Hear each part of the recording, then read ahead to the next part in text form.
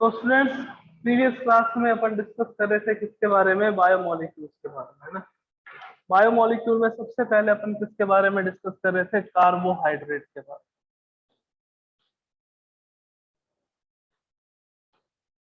Carbohydrate के बारे में अपन ने डिस्कस कर लिया कि that what are the monosaccharides, oligosaccharide and polysaccharide. और अपन ने ये भी देख लिया था कि अपने सिलेबस में ओनली एंड ओनली किसके बारे में अपने को डिटेल स्टडी करनी है, मोनोसैकेराइड के बारे में।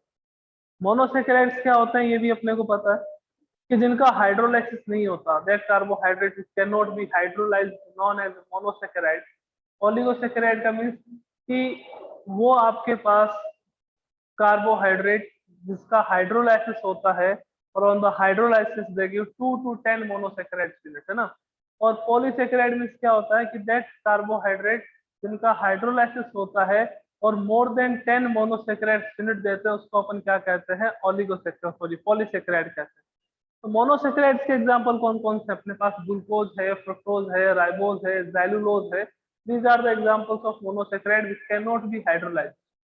आपके ओलिगोसैकेराइड का एग्जांपल देखें तो ओलिगोसैकेराइड में अपने पास क्या आ जाता है, माल्टोज आ जाता है, ग्लेक्टोज सॉरी माल्टोज आ जाता है, लैक्टोज आ जाता है, और आपके पास सुक्रोज आ जाता है। These are the examples of oligosaccharide. अब अगर सुक्रोज की बात करें, सुक्रोज का अगर आप हाइड्रोलाइसिस करवाते हो तो अपने को क्या मिलता है, क्या मिलता है सुक्रोज का हाइड्रोलाइसिस करवाते हैं तो एक तो आपको ग्लूकोज मिलता है और एक आपको क्या मिलता है, फ्रुक्टोज मिलता है। माल्टोज का करवाते हैं, लैक्टोज का करवाते हैं तो लैक्टोज का करवाओगे तो क्या मिलेगा, ग्लेक्टोज मिलेगा प्लस ग्लूकोज मिलेगा, है ना। और अगर आप माल्टोज का करवाते हो तो ओनली एंड ओनली ग्लूकोज मिलता है। ठीक है। यही अगर आप पॉलीसैकेराइड की बात करो कि कौन से पॉलीसैकेराइड्स हैं, तो पॉलीसैकेराइड्स में स्टार्च है, सेलुलोज है। स्टार्च का अगर अपन हाइड्रोलाइसिस करवाते हैं तो अपने को क्या मिलता है, ओनली एंड ओनली ग्लूकोज। अब कितनी यूनिट्स मिलती है उनके बेसिस पे अपन क्या करते हैं, इसका क्लासिफिकेशन कर रखा है। दूसरा क्लासिफिकेशन अपन डिस्कस कर रहे थे, reducing and non reducing sugar. Reducing sugar क्या होती है कि जो फैलिंग सॉल्यूशन, टोलेन रिएजेंट, इनका रिडक्शन कर देती है, उसको अपन कहते हैं रिड्यूसिंग शुगर। और नॉन रिड्यूसिंग शुगर क्या होती है कि जो फैलिंग सॉल्यूशन, टोलेन रिएजेंट, इनका रिडक्शन नहीं करती है। अब अगर अपने एल्डिहाइड वाला चैप्टर पहले क्लियर होता तो कोई दिक्कत नहीं होती कि इसका फैलिंग सॉल्यूशन क्या होता है, टोलेन रिएजेंट क्या होता है। कल जाते जाते अपन टोलेन रिएजेंट की बात कर रहे थे। टोलेन रिएजेंट क्या होता है, Tollens reagent is ammoniacal solution of silver nitrate. Ammoniacal solution of silver nitrate means AgNO3 होगा कौन से सॉल्यूशन में, NH4OH। This is the ammoniacal solution of silver nitrate, NH4OH plus AgNO3। इसको अपन क्या कहते हैं, टोलेन रिएजेंट। तो टोलेन रिएजेंट का रिडक्शन कर देती है ना। या फिर अपन बात करें फैलिंग सॉल्यूशन का रिडक्शन कर देती है। फैलिंग सॉल्यूशन क्या होता है अपन ने देखा, फैलिंग सॉल्यूशन दो टाइप की होती है, Fehling A and Fehling B, है ना। Copper sulphate, aqua solution of copper sulphate plus Rochelle salt, ये अपने पास क्या हो जाता है, फैलिंग सॉल्यूशन हो जाता है। तो फैलिंग सॉल्यूशन का रिडक्शन करेगी या टोलेन रिएजेंट का रिडक्शन करेगी, मींस शुगर का खुद का क्या होगा, ऑक्सीडेशन। शुगर का खुद का क्या होगा आपके पास, ऑक्सीडेशन। और शुगर जो है यानी कि जो कार्बोहाइड्रेट्स हैं वो क्या होते हैं, वो कल मैंने आपको बताया था कि these are polyhydroxy compound which contain aldehyde और कीटोन ग्रुप, जिसमें बहुत सारे OH ग्रुप होंगे, बट जो मेन फंक्शनल ग्रुप होगा वो कौन सा होगा, या तो एल्डिहाइड होगा या कीटोन होगा। अब एल्डिहाइड का ऑक्सीडेशन हो रहा है तो किसमें होगा बच्चों, वो एसिड में होगा। एल्डिहाइड का अगर आप ऑक्सीडेशन करवा रहे हो तो वो किसमें होगा, एसिड में होगा, है ना। तो टोलेन रिएजेंट क्या करता है, शुगर को आपके पास जो ग्लूकोज है चाहे फ्रक्टोज है, उसको फ्रक्टोज को तो नहीं करता, ग्लूकोज जो है उसको किसमें कन्वर्ट कर देता है, एसिड में। यानी कि CHO ग्रुप की जगह कौन सा ग्रुप आ जाता है, COOH। कल अपन ने बताया भी था, डिस्कस भी करा था कि इसमें कौन सी रिएक्शन होगी, कि सबसे पहले AgNO3 जो है वो रिएक्शन करेगा किससे, NH4OH से, अमोनियम हाइड्रोक्साइड से। और अमोनियम हाइड्रोक्साइड से रिएक्शन करके किसका फॉर्मेशन करेगा, silver hydroxide plus NH4NO3 means ammonium nitrate, है ना। अब AgOH है, अपन इसके 2 मोल लेंगे बिकॉज अपने को क्या है, थोड़ी रिएक्शन बैलेंस करनी। तो AgOH जो है ये क्या करेगा, यहाँ पे डिहाइड्रेशन होगा। डिहाइड्रेशन होगा तो अपने को क्या मिलेगा, Ag2O प्लस वाटर मॉलिक्यूल बाहर निकल जाएगा। अब जो ये Ag2 है ना बच्चों, ये रिएक्शन करेगा किसके साथ, जो एल्डिहाइड ग्रुप है उसके साथ।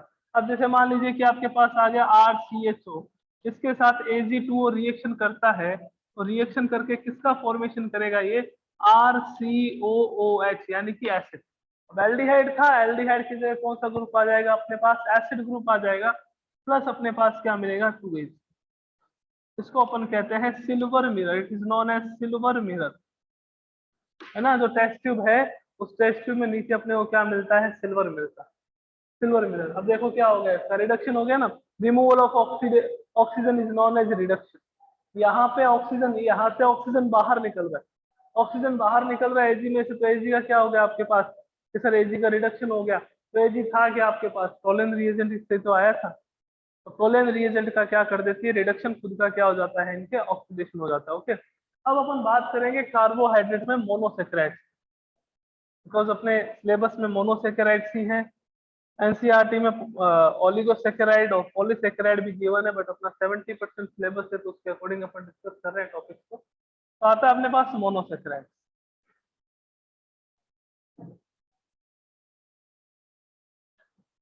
मोनोसेकेराइड्स, मोनोसेकेराइड्स मींस क्या होता है, that carbohydrate which can not B hydrolyse.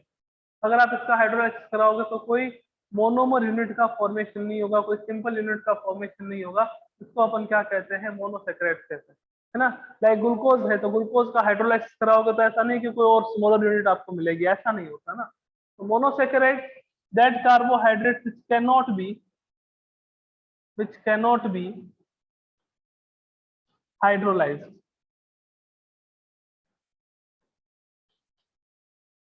which cannot be hydrolyzed, known as monosaccharide. Classification कर लेते हैं on the basis of number of carbon atom, on the basis of number of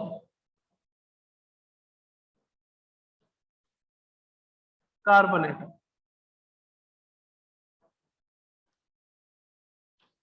number of carbon atom, number of carbon atoms की basis पे monosaccharide कितने type की होती है ना। यहाँ पे अपन लिख लेते हैं number of carbon atom, number of carbon atom 3, 4, 5, 6, 7।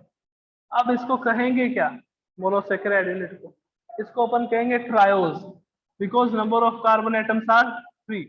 इसको अपन क्या कहेंगे, टेट्रोज। 5 है तो क्या कहेंगे इसको, पेंटोज। 6 है तो क्या कहेंगे इसको, हेक्सोज। और 7 है तो क्या कहेंगे इसको, हेप्टोज। 7 है तो क्या कहेंगे, हेप्टोज, है ना। नंबर ऑफ कार्बन एटम 3 हो तो उसको क्या कहेंगे, ट्रायोज। 4 हो तो टेट्रोज, 5 हो तो पेंटोज, 6 हो तो हेक्सोज एंड 7 हो तो हेप्टोज। अब आपके पास मेन फंक्शनल ग्रुप कौन सा है, अगर मेन फंक्शनल ग्रुप अपने पास एल्डिहाइड है, या आपके पास मेन फंक्शनल ग्रुप क्या होगा, कीटोन। मेन फंक्शनल ग्रुप कौन सा है, एल्डिहाइड है या कीटोन, उसके बेसिस पे भी इसका नॉमेनक्लेचर करते हैं, है ना। कि आपके पास मेन फंक्शनल ग्रुप, जैसे ग्लूकोज की बात करें तो ग्लूकोज में मेन फंक्शनल ग्रुप कौन सा होता है, एल्डिहाइड। अगर आप बात करते हो फ्रक्टोज की, तो फ्रक्टोज में मेन फंक्शनल ग्रुप कौन सा होता है आपके पास, कीटोन, है ना। तो अगर आपके पास नंबर ऑफ कार्बन एटम 3 है ना, और वो उसमें मेन फंक्शनल ग्रुप एल्डिहाइड है, then it is known as aldotriose, then it is known as aldotriose. If number of carbon atoms are 3 but main functional group is ketone, then it is known as ketotriose. Ketotriose. If number of carbon atoms are 4, if number of carbon atoms are 4, तो उसको अपन क्या कहेंगे, एल्डोटेट्रोज, एल्डोटेट्रोज। और अगर ketone functional group हो जाता है तो उसको अपन क्या कहेंगे, कीटोटेट्रोज। अगर नंबर ऑफ कार्बन आइटम आपके पास 5 है, तो 5 है तो उसको कौन सी शुगर कहेंगे, पेंटोस शुगर। आपने सुना होगा कभी इसको, पेंटोस शुगर, है ना। नंबर ऑफ कार्बन आइटम 5 है, अगर आपके पास फंक्शनल ग्रुप में एल्डिहाइड है तो उसको कहेंगे एल्डोपेंटोज, इट इज नोन एज एल्डोपेंटोज। और इसको अपन क्या कहेंगे, कीटोपेंटोज। एल्डोपेंटोज और कीटोपेंटोज। नंबर ऑफ कार्बन आइटम्स अगर आपके पास 6 है, नंबर ऑफ कार्बन एटम आपके पास 6 है, एल्डिहाइड फंक्शनल ग्रुप है, then it is known as aldohexose. Aldohexose. Number of carbon atom आपके पास 6 है, कीटोन फंक्शनल ग्रुप है, देन कीटोहेक्सोज। कीटोहेक्सोज है ना। और अगर आपके पास 7 है तो एल्डोहेप्टोज एंड कीटोहेप्टोज। अब मैंने आपको कहा कि ग्लूकोज है, ग्लूकोज का फॉर्मूला क्या होता है, C6H12O6। ओके। और आपके पास फ्रक्टोज है, तो फ्रक्टोज का भी फॉर्मूला क्या होता है, C6H12O6। Means in both the glucose and fructose total number of carbon atoms are 6। दोनों में ही total number of carbon atom कितने हैं, 6 है। तो ये क्या है, हेक्सोज। ये भी हेक्सोज, वो भी हेक्सोज। बट इसमें मेन फंक्शनल ग्रुप कौन सा है, एल्डिहाइड, तो it is known as aldohexose. Aldohexose. और इसको अपन कौन सा हेक्सोज कहेंगे, ketohexose. It is known as ketohexose. तो आपके पास ग्लूकोज जो है वो aldohexose, glucose is also known as aldohexose. कहीं पे ऐसा लिखा हुआ देख लो कि ये एल्डोहेक्सोज है, या फिर glucose is also known as aldohexose, तो उसका मीनिंग क्या हो गया, दैट मेन फंक्शनल ग्रुप आपके पास क्या होगा, एल्डिहाइड।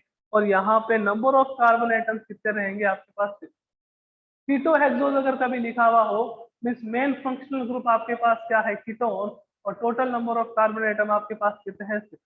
तो fructose is also known as ketohexose and glucose is also known as aldohexose. Okay. तो ये आपके पास मोनोसेकेराइड का क्लासिफिकेशन है on the basis of number of carbon atom. Number of carbon atom 3 हो, 4 हो, 5 हो, 6 हो, 7 हो। 3 हो तो ट्रायोज कहते हैं, 4 हो तो टेट्रोज, 5 हो तो पेंटोज, 6 हो तो हेक्सोज, और 7 हो तो अपन उसको क्या कह देते हैं, हेप्टोज कह देते हैं। समझ आ गया हो तो जल्दी से हैंड रेस कर दीजिए, फिर अपन चलते हैं नेक्स्ट आगे।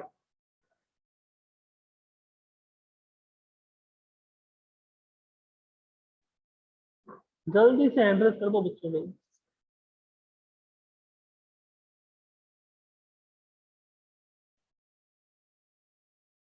ओके। मोनोसेकेराइड्स में अपने को दो ही की स्टडी करनी है, दोनों ही हेक्सोज शुगर है। हेक्सोज शुगर का मतलब क्या हो गया कि जिसमें नंबर ऑफ कार्बन एटम 6। 3 वाले की नहीं करनी, 4 वाले की नहीं करनी, 5 वाले की नहीं करनी। अब जो नंबर ऑफ कार्बन एटम 6 हो तो क्या होता है, एक तो ग्लूकोज होता है, एक आपके पास फ्रक्टोज होता है, तो उसकी स्टडी करनी है, बाकी की नहीं करनी अपने को ना। अब ऑर्गेनिक केमिस्ट्री है, कार्बोहाइड्रेट एक ऐसा बायोमोलिक्यूल है जो सबसे ज्यादा अमाउंट में प्रेजेंट होता है, नेचुरल अबंडेंस बहुत ज्यादा होता है। ऑर्गेनिक कंपाउंड एक है ना। अब देखिएगा, सबसे पहले अपन डिस्कस कर रहे हैं किसके बारे में, ग्लूकोज के बारे में। ग्लूकोज के बाद मॉलिक्यूलर फॉर्मूला सबको पता है, स्ट्रक्चर की भी बात करेंगे कैसी होती है। मॉलिक्यूलर फॉर्मूला, मॉलिक्यूलर फॉर्मूला क्या होता है, C6H12O6 है ना। कार्बोहाइड्रेट का ये था CxH2O का होल वाई, ये कार्बोहाइड्रेट का जनरल फॉर्मूला है ना, अगर आपको पता हो। सबसे पहले इसमें अपन डिस्कस करेंगे method of formation, method of preparation, कि कैसे ग्लूकोज का फॉर्मेशन हो। Method of preparation,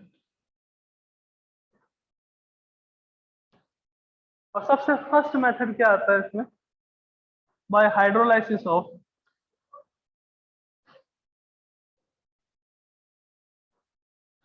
hydrolysis of. देखो ग्लूकोज है एक मोनोसेकेराइड है, ग्लूकोज इज ए मोनोसेकेराइड। अब मोनोसेकेराइड का फॉर्मेशन कैसे होगा, मोनोसेकेराइड का फॉर्मेशन होगा या तो आप ओलिगोसेकेराइड का हाइड्रोलाइसिस करवा दो, और या आप क्या करो, पॉलीसेकेराइड का हाइड्रोलाइसिस करवा दो, है ना। अगर आप ओलिगोसेकेराइड और पॉलीसेकेराइड का हाइड्रोलाइसिस करवाते हो तो हमेशा क्या होता है, मोनोसेकेराइड का फॉर्मेशन होगा, है ना। ऑलवेज किसका फॉर्मेशन होगा, मोनोसेकेराइड का फॉर्मेशन होगा। तो ये नहीं कि ग्लूकोज को अपन बनाने के कुछ और मेथड्स देखेंगे, ग्लूकोज इज ए मोनोसेकेराइड, और अपन जो मेथड्स देख रहे हैं वो ओनली एंड ओनली हाइड्रोलाइसिस देखेंगे बाय द ओलिगोसेकेराइड और पॉलीसेकेराइड। तो by hydrolysis of cane sugar कह सकते हैं, या आप सुक्रोज कह सकते हैं। सुक्रोज के। अब सुक्रोज का फॉर्मूला क्या होता है सर? सुक्रोज का फॉर्मूला होता है C12H22O11। C12H22O11 it is the formula of sucrose. Okay, अब देखो sucrose is a carbohydrate. Sir आपको कैसे पता चला? मैंने कहा देखो CH H2O का Y है ये। सर कैसे? मैंने कहा C12H2O और यहाँ पे आपके पास क्या आ जाएगा 11, है ना? ये तो फॉर्मूला अप्लाई हो रहा है, तो इट इज कार्बोहाइड्रेट। और भी नहीं पता चल रहा होगा आपको कि ये कार्बोहाइड्रेट है या नहीं है, तो आप इसका हाइड्रोलाइसिस करवा दो। तो जैसे ही आप इसका हाइड्रोलाइसिस कराओगे आपको क्या मिलेगा? 1 molecule of glucose and 1 molecule of fructose, C6H12O6, C6H12O6। It is known as glucose and it is known as fructose. दोनों का मिक्सचर मिलता है, फिर बाद में उसको सेपरेट कर लेते हैं, ग्लूकोज और फ्रुक्टोज, है ना? तो CH H2O का whole weight is the common या जनरल फॉर्मूला ऑफ कार्बोहाइड्रेट। तो ये भी आपके पास एक कार्बोहाइड्रेट। ओके, सेकंड देखिएगा मेथड।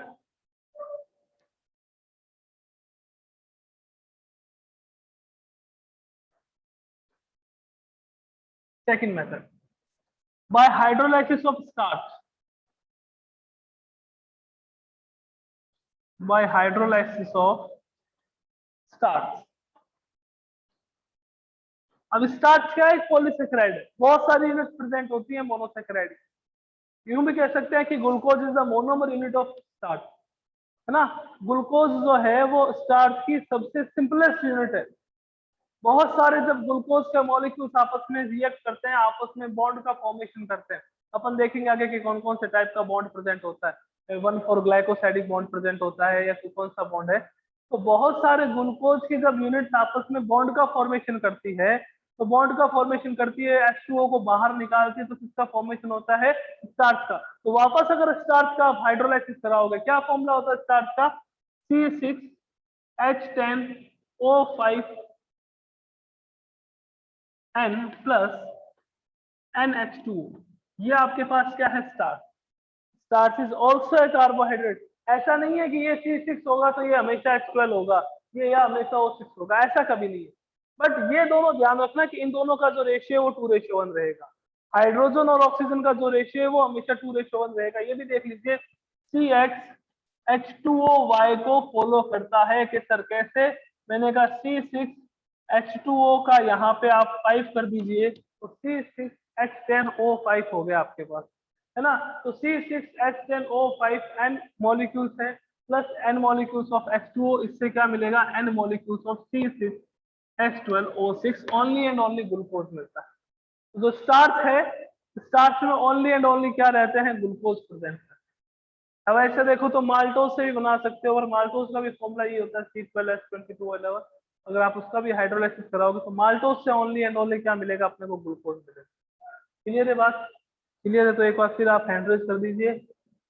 और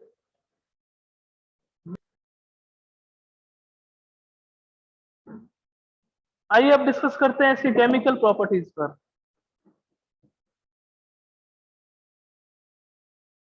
मेथड ऑफ प्रिपरेशन तो ही है ना। अब ग्लूकोज जो है ना वो सारी केमिकल प्रॉपर्टी शो करता है जो एल्डिहाइड की। एल्डिहाइड वाला तो चैप्टर अपने हुआ नहीं, बिकॉज वो टर्म सेकंड का है ना? सारी वही प्रॉपर्टी शो करेगा जो आपके पास किसकी है? एल्डिहाइड की होती है, बिकॉज इसमें मेन फंक्शनल ग्रुप आपके पास कौन सा होता है? एल्डिहाइड। देखिएगा केमिकल प्रॉपर्टीज।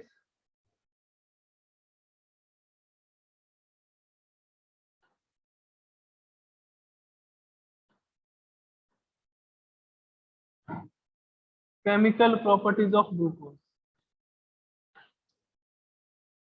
में फर्स्ट आता है reaction with HI। Reaction with hydrogen iodide, reduction हो जाता है। क्या होता है? देखो ये ग्लूकोज है, CHO CH2OH, सॉरी CHOH का होल 4 और ये CH2OH, ये ग्लूकोज होता है। CHOH की 4 आपके पास क्या होती है? यहाँ पे टोटल 6 कार्बन होते हैं, 1 2 और 4 कार्बन लेयर है, टोटल 6 कार्बन होते हैं। मेन फंक्शनल ग्रुप कौन सा होता है? एल्डिहाइड। ओके, HI के साथ रिएक्शन करवाओगे तो रिडक्शन हो जाएगा, और रिडक्शन होने पे क्या देगा? हेक्सेन का फॉर्मेशन करता है।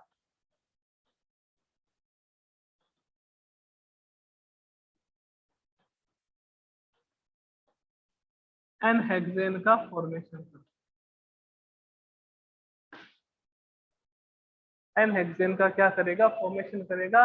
इफ आप रिएक्शन करवाते हो किसकी? ग्लूकोज की, किसके साथ? HI के साथ। अब मैंने कहा ना कि ये जनरली वो सारी केमिकल रिएक्शन शो करता है जो एल्डिहाइड है। उसका रीजन क्या है कि ग्लूकोज में आपके पास मेन फंक्शनल ग्रुप कौन सा रहता है? एल्डिहाइड। मेन फंक्शनल ग्रुप कौन सा होगा इसमें? Aldehyde functional group. Aldehyde functional group. अपनी बच्चों ये कोशिश रहेगी कि इस वीक के एंड तक अपन इस चैप्टर को कंप्लीट कर दें, अदरवाइज ट्यूसडे तक तो कंप्लीट करना ही करना है ना। सेकंड रिएक्शन देखिएगा HI के बाद।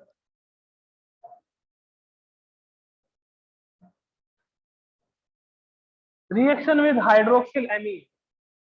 अब कईयों को तो पता ही नहीं होगा कि क्या होता है hydroxyl amine. Reaction with hydroxyl amine. अब बायो वाले सोच रहे होंगे कि क्या हो गया ये, है ना। रिएक्शन विद हाइड्रोक्सिल, हमने तो 11th में कुछ और ही बायोमोलिक्यूल देखा था, यहाँ कुछ और ही बायोमोलिक्यूल आ। रिएक्शन विद हाइड्रोक्सिल एमीन, है ना। देखते हैं, देखो CH OH का होल 4 CH2OH।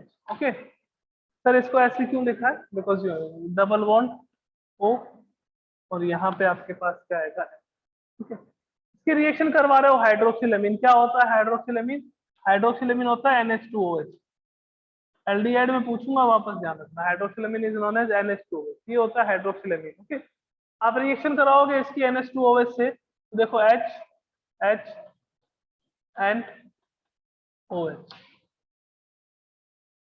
तो क्या होगा? यहाँ से वाटर मॉलिक्यूल। एल्डिहाइड में सेम रिएक्शन होगी NH2OH से, यहाँ से क्या होगा? वाटर का रिमूवल। H2O क्या होगा? बाहर निकल जाएगा। H2O बाहर निकलेगा तो अपने पास क्या आ जाएगा? देखो HC double bond NOH, it is known as oxime compound. कभी भी ऐसा आ जाए कि हाइड्रोक्सिल अमीन कभी भी अगर कार्बोनिल कंपाउंड के साथ रिएक्शन करता है, मींस एल्डिहाइड या कीटोन के साथ रिएक्शन करता है, तो वो ऑक्सिम का फॉर्मेशन करता है। C डबल बॉन्ड NOH, ये क्या होता है? आपके पास ऑक्सिम होता है। नीचे अपने पास वही यूनिट रहेगी, CHOH का होल 4 CH2OH, और कौन से कंपाउंड का फॉर्मेशन होगा आपके पास? ऑक्सिम का। ऐसे ही अपन हाइड्रोजन साइनाइड के साथ भी रिएक्शन करवा सकते हैं HCN का। आज मैंने यहाँ पे आपको एक कन्वर्जन करवाया था, उस कन्वर्जन में अपन ने देखा कि जो कार्बोनिल कंपाउंड है वो HCN के साथ रिएक्शन करके साइनोहाइड्रीन का फॉर्मेशन करते हैं। तो सर क्या होता है साइनोहाइड्रीन? तो आइए देखते हैं। नेक्स्ट रिएक्शन आएगी आपके पास, reaction with HCN। Reaction with HCN, hydrogen cyanide. देखो हाइड्रोजन साइनाइड से रिएक्शन करवाते हैं तो कैसे होता है? Reaction with HCN is the example of nucleophilic addition reaction. 11th में जब अपन रिएक्शन मैकेनिज्म डिस्कस कर रहे थे तब भी इसको डिस्कस करा था। आप HCN के साथ रिएक्शन करवा रहे हो, हाइड्रोजन साइनाइड के साथ बच्चों रिएक्शन करवा रहे हो। मैंने कहा आप इलेक्ट्रॉन को ट्रांसफर करें, यहाँ पे कौन सा चार्ज आएगा? नेगेटिव। यहाँ कौन सा आएगा? पॉजिटिव। कार्बन ऑक्सीजन के बीच में डबल बॉन्ड है, दोनों की इलेक्ट्रोनेगेटिविटी में डिफरेंस है। Oxygen is more electronegative than carbon. Oxygen is more electronegative than carbon, तो ऑक्सीजन पे कौन सा चार्ज आएगा? नेगेटिव। कार्बन पे कौन सा चार्ज आएगा? पॉजिटिव। यहाँ देखेंगे हाइड्रोजन पे कौन सा? पॉजिटिव। साइनाइड पे कौन सा? नेगेटिव। हाइड्रोजन कहेगा मैं जाऊंगा किसके पास? ऑक्सीजन के पास। साइनाइड कहेगा मैं किसके पास जाऊंगा? कार्बन के पास। तो भैया जाओ आप, ये लो कंपाउंड का फॉर्मेशन कर दो। OH बन गया, यहाँ पे CN आ गया। अगर आपके पास एल्डिहाइड रिएक्शन करता है HCN के साथ, तो जो कंपाउंड बनता है उसको अपन क्या कहते हैं? साइनोहाइड्रीन कहते हैं। साइनोहाइड्रीन। ये जो आपके पास एक कंपाउंड है ना, CN भी है और OH भी है, साइनोहाइड्रीन कहते हैं इस कंपाउंड को। तो ये रिएक्शन किसके साथ थी? HCN के साथ। दो एक रिएक्शन और है, एक तो आपके पास आएगा इसका ऑक्सीडेशन करवाना है ना, Br2 की प्रेजेंस में करवाना है, और एक आपके पास नाइट्रिक एसिड की प्रेजेंस में ऑक्सीडेशन करवाना है, और एक इसकी एसिटिक एनहाइड्राइड के साथ रिएक्शन करवाना है। 3 रिएक्शन करवाएंगे। उसके बाद दो स्ट्रक्चर है जो बहुत ज्यादा इंपॉर्टेंट है ग्लूकोज की, एक तो साइक्लिक स्ट्रक्चर आती है, एक हावर्थ स्ट्रक्चर आती है ग्लूकोज की, और फ्रक्टोज की सीधा स्ट्रक्चर ही है। फ्रक्टोज में ऐसा कुछ भी नहीं है कि आपको केमिकल रिएक्शन के बारे में कुछ देखना हो। तो इनकी स्ट्रक्चर देखते ही कल मैं भी